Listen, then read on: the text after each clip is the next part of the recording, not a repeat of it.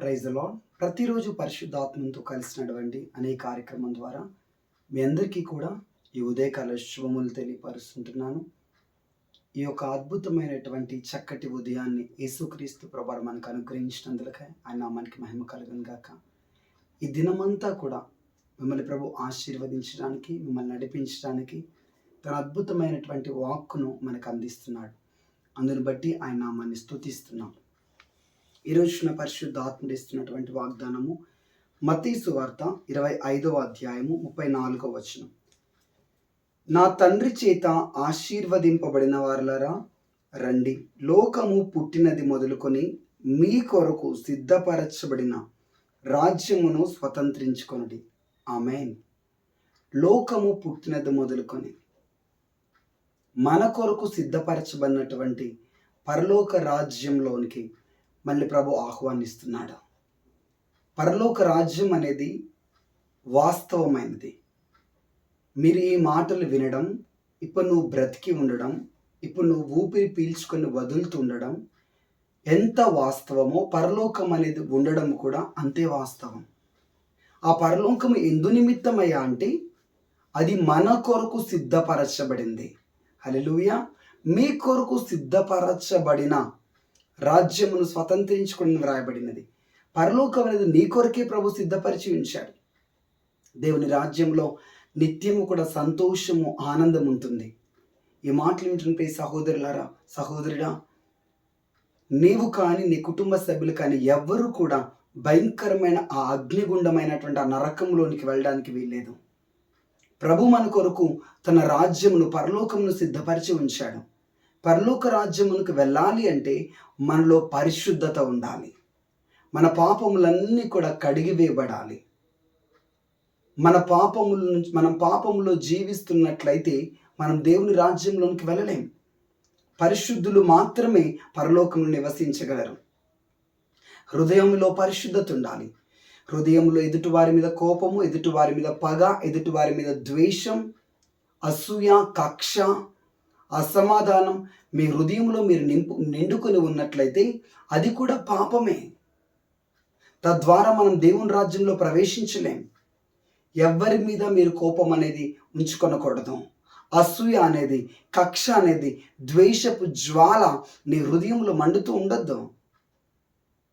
వారిని అందరినీ కూడా క్షమించండి. అందరితో కూడా ప్రేమతో ఉండండి. అందరినీ కూడా క్షమించి అందరితో కూడా సమాధానం కలిగి ఉండండి. దేవుని ప్రేమతో మనం నింపబడి ఉండాలి. మన హృదయంలో, అంతరంగంలో పరిశుద్ధతను మనం కలిగి ఉన్నప్పుడు మనం దేవుని రాజ్యంలోనికి వెళ్తాం. Hallelujah, hallelujah. Listen carefully. దేవుని రాజ్యంలోనికి ప్రవేశిస్తున్నటువంటి సమయంలో ఆ ముఖద్వారం దగ్గర యేసుక్రీస్తు ప్రభువారు ఉండి ఆ పరలోకంలోనికి వెళ్తున్నటువంటి ఒకరిని ఆపి ఆయన చెప్తున్నాడంట, నీ హృదయంలో నీ అత్త మీద, నీ ఇంకొంతమంది మీద, కొంతమంది కుటుంబ సభ్యుల మీద నీ హృదయంలో ద్వేషము నువ్వు కలిగి ఉన్నావు, కోపము నువ్వు కలిగి ఉన్నావు. నీకు పరలోకంలో స్థానం లేదు. నువ్వు అసమాధానముతో నిండి ఉన్నావు అని చెప్పేసి ఎప్పుడైతే యేసుక్రీస్తు ప్రభువు చెప్పారో వెంటనే వారి హృదయం చాలా పగిలిపోయి, అయ్యో నేను పరలోకం వెళ్తాను అనుకున్నాను, నేను భూమి మీద దేవుని కొరకు ఎంతో సేవ చేశాను, ఎంతో పరిచర్య చేశాను, ఎంతో మినిస్ట్రీ చేశాను, నాకు దేవుని పరలోక రాజ్యంలో స్థానం ఉండదు అనుకున్నాను అని వాళ్ళు చాలా దుఃఖపడి చాలా ఏడుస్తూ ఉంటారు. వాళ్ళ భార్యతో, వాళ్ళ కుటుంబంలో కొంతమందితో వారికి సమాధానం ఉండదు. ఆ సమయంలో ఆ వ్యక్తితో యేసుక్రీస్తు ప్రభువారు అంటారు, నెక్స్ట్ రెండోసారి నీకు అవకాశం ఇస్తున్నాను, తిరిగి మరలా భూమి మీదకి వెళ్ళు అని. వెంటనే భూమి మీదకి తిరిగి వచ్చి వెంటనే వాళ్ళ కుటుంబ సభ్యులతో ఆయన సమాధాన పడతారు. ఆ వ్యక్తి పేరు మీకు చెప్పుకోకుండా నేను ఎగ్జాంపుల్ చెప్తున్నాను. సో ఎవరితోనో మనకి అసమాధానం మనం కలిగి ఉన్నట్లయితే, శాంతి సమాధానం అనేది మన హృదయంలో లేకోకుండా ఉన్నట్లయితే, ఎదుటివారి పట్ల కోపము, ద్వేషం మన హృదయంలో ఉన్నట్లయితే మనం దేవుని రాజ్యంలోకి వెళ్ళలేం. గమనించండి, దేవుని రాజ్యము నీ కొరకు సిద్ధపరచబడింది. ఎవ్వరు కూడా పరలోక రాజ్యాన్ని కోల్పోవద్దు, మిస్ చేసుకోవద్దు. మన కొరకు ఆయన ఈ లోకంలోనికి వచ్చి రక్తం కాచి ప్రాణం పెట్టి నేను తన రాజ్యంలో చేర్చుకోవడానికి ఆయన సంసిద్ధంగా ఉన్నాడు. సో ఇంకా మీరు ఏ ఏ పాపములకైతే బందీ అయి ఉన్నారో, ఏ చిన్న చిన్న పాపములైతే జరిగిస్తూ ఉన్నారో వాటన్నిటిలోంచి బయటికి రండి, విడుదల పొందుకొనండి. దేవుని రాజ్యం కొరకు ఎదురు చూడండి. ప్రభా, నాకు నీ రాజ్యం కావాలి, నేను నీ రాజ్య వారసుడిగా మారాలి అని చెప్పేసి దేవుని రాజ్యం కొరకు ఎదురు చూడండి. నిశ్చయముగా ఆయన తన రాజ్యంలో మీకు స్థానం ఇవ్వబోతున్నాడు.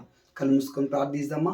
అందరూ కూడా ప్రార్థించండి. యేసుక్రీస్తు ప్రభా, నేను నా ఇంటి వారందరూ కూడా నీ రాజ్యంలో ప్రవేశించాలి, పరలోక రాజ్యంలో ప్రవేశం మాకు కావాలి అని చెప్పేసి అందుకు తగిన విధమైనటువంటి పరిశుద్ధమైన జీవితాన్ని, నీతితో ప్రేమతో కూడిన జీవితాన్ని మాకు దయచేయండి ప్రభా అని ప్రార్థిద్దామా? యేసుక్రీస్తు ప్రభా, మీకు వందనములు, కృతజ్ఞతాస్తుతులు, స్తోత్రములు చెల్లిస్తుంటున్నాం ప్రభా. మీకు వందనములు చెల్లిస్తున్నాను, కృతజ్ఞతలు చెల్లిస్తున్నాను ప్రభా. మా కొరకై మీరు ప్రభా పరలోక రాజ్యంను సిద్ధపరిచినందుకు స్తోత్రములు. నీ బిడ్డల కొరకు దేవుని రాజ్యం పరలోకంను సిద్ధపరిచినందుకు స్తోత్రములు. ఈ మాటలు వింటున్న వాళ్ళు ఎవ్వరు కూడా, వారి కుటుంబ సభ్యులు కానీ, వాళ్ళ భర్త, వాళ్ళ పిల్లలు ఎవ్వరు కూడా ప్రభా నీ రాజ్యంను కోల్పోవడానికి వీల్లేదు.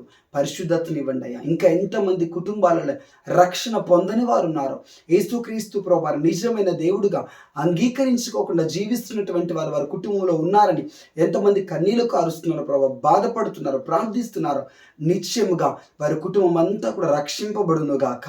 నీ రాజ్య వారసులుగా మేము మార్చబడాలి. రక్షణ వస్త్రమును మాకు ధరింపచేయండి అయ్యా. అయ్యా, నీ కృప చూపండి, కనికరించండి. ప్రతి ఒక్కరి కుటుంబాలలో రక్షించబడును గాక, రక్షణ పొందిన వారిగా వారు గాక, రక్షణ వారి కుటుంబాలకు కలుగును గాక. అయ్యా, మా కొరకు సిద్ధపరిచి నీ రాజ్యంలో ప్రవేశించే కృప మా అందరికీ దయచేయమని యేసు నామములో అడుగుతున్నాం తండ్రి, ఆమేన్. యేసుక్రీస్తు ప్రభువారు ఎవరిని కూడా నరకములో పడవేయడు, నరకములోనికి ఎవరు కూడా వెళ్ళొద్దు అని చెప్పేసి ఆయన తన రాజ్యమును మన కొరకు సిద్ధపరిచి ఆ రాజ్యం గురించిన విషయాలను మనకు తెలియపరుస్తూ సువార్తను ప్రకటింపచేస్తున్నాడు. కాబట్టి నరకములోనికి నువ్వు వెళ్ళడం, అగ్నిగంధకములోనికి నువ్వు వెళ్ళడం దేవుని చిత్తం కాదు. పరలోకం నీ కొరకే సిద్ధపరచబడి ఉన్నది. మనం పరలోకం వెళ్ళడం దేవుని చిత్తం. ఎవరిని కూడా దేవుడు నరకంలోకి త్రోసివేయడు. కానీ మనంతట మనమే పాపము చేయడం ద్వారా, చీకటి క్రియలు చేయడం ద్వారా, వ్యభిచారము, దేవునికి ఇష్టం లేని జీవితాన్ని జీవించడం ద్వారా మనంతట మనమే విశాలమైనటువంటి మార్గమును ఎన్నుకొని ఆ నరకంలోకి వెళ్ళి పడుతున్నాం. కానీ దేవుడు ఎవరిని కూడా నరకంలో త్రోసివేయట్లేదు. ఆయన చెప్తున్న మాట ఏంటంటే, మీ కొరకు సిద్ధపరచబడినటువంటి రాజ్యమైన పరలోకంలో ప్రవేశించుని ప్రభు చెప్తున్నాడు. మనం ఈ లోకంలో ఉన్నంతకాలం పాపంలో, అపవిత్రతలో, చెడులో మనం జీవించి జీవించి జీవించి చనిపోయిన తర్వాత పరలోకం వెళ్ళాలి అంటే వెళ్ళలేం. ఎందుకో తెలుసా? అక్కడ ఉన్న పరిశుద్ధతను, అక్కడ ఉన్నటువంటి గొప్ప వెలుగు, అక్కడ ఉన్న దేవుని మహిమ ముందు పాపులు నిలవలేరంట. సాధు సుందర్ సింగ్ గారు తన బుక్లో రాస్తూ ఈ మాట చెప్తాడు. పాపులు ఆ యొక్క పరలోకం ఎదురుగా ఆ గుమ్మం దగ్గరికి వెళ్ళిన వెంటనే ఆ గొప్ప వెలుగును చూచి తట్టుకోలేక వాళ్ళ యొక్క కళ్ళు, వాళ్ళ శరీరం ఆ మహిమ ముందు అది తట్టుకోలేక వాళ్ళు పారిపోతూ ఉంటారంట. వాళ్ళ కంఫర్ట్గా ఉండే ప్లేస్ దగ్గరికి వెళ్ళిపోతారంట. ఆ కంఫర్ట్గా ఉండే ప్లేస్ ఏంటయ్యా అంటే నరకం. అక్కడ చీకటి, అంధకారం ఉంటుంది. అక్కడ వాళ్ళు ఉండగలరు. పరలోకంలో పాపులు ఉండలేరు. వారు ఆ వెలుగును తట్టుకోలేరు. ఆ దేవుని మహిమను ముందు వారు నివసించలేరు. ఆ దేవుని మహిమను వారు తట్టుకోలేరు. పరిశుద్ధులు మాత్రమే అక్కడ ఉంటారు. కాబట్టి మనం పరలోకం వెళ్ళాలి అని దేవుడు ఆశపడుతున్నాడు. మీ కొరకు పరలోక తలుపులు తెరవబడి ఉన్నాయి. మనం పరిశుద్ధంగా జీవించినప్పుడు, ప్రేమతో, నీతితో, సమాధానముతో, దేవుని పోలికలో మనం జీవించినప్పుడు మనం పరలోకం వెళ్తాం. కాబట్టి మీరు, మీ కుటుంబం వారందరూ కూడా దేవుని రాజ్యం కొరకు సిద్ధపడండి. మీ కుటుంబంలో ఎవరికైతే రక్షణ లేదో వారి కొరకు ప్రార్థించండి, కన్నీళ్లు కార్చండి, వారికి దేవుని సువార్తను చెప్పండి, దేవుని రాజ్యం గురించి చెప్పండి. ప్రభు కృప చూపి వారిని కూడా రక్షించి మన కుటుంబములన్నీ కూడా పరలోకంలో యేసుక్రీస్తు ప్రభువారి సన్నిధిలో పరిశుద్ధాత్మలో ఆనందిస్తూ సంతోషిస్తూ జీవించుదుము గాక. Amen. Thank you. God bless you. Please.